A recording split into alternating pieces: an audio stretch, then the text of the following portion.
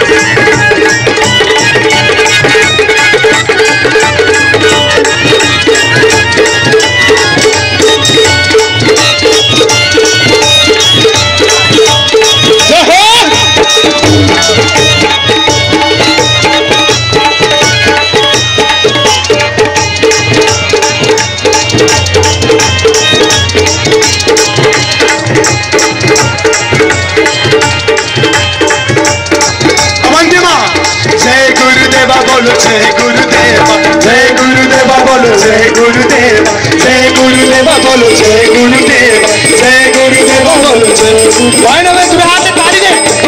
जय गुरुदेवा बोलो, जय गुरुदेवा, जय गुरुदेवा बोलो, जय गुरुदेवा, जय गुरुदेवा बोलो, जय गुरुदेवा, जय गुरुदेवा बोलो, जय गुरुदेवा, जय गुरुदेवा बोलो, जय गुरुदेवा, जय गुरुदेवा बोलो, जय गुरुदेवा। निज चरणों की जय हो, निज चरणों की जय हो।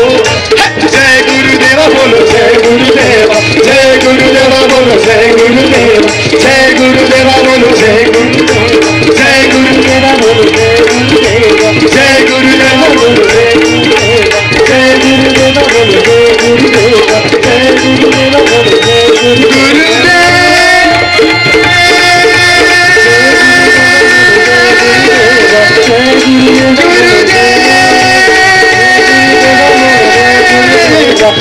गुरुदेव, गुरुदेव, गुरुदेव।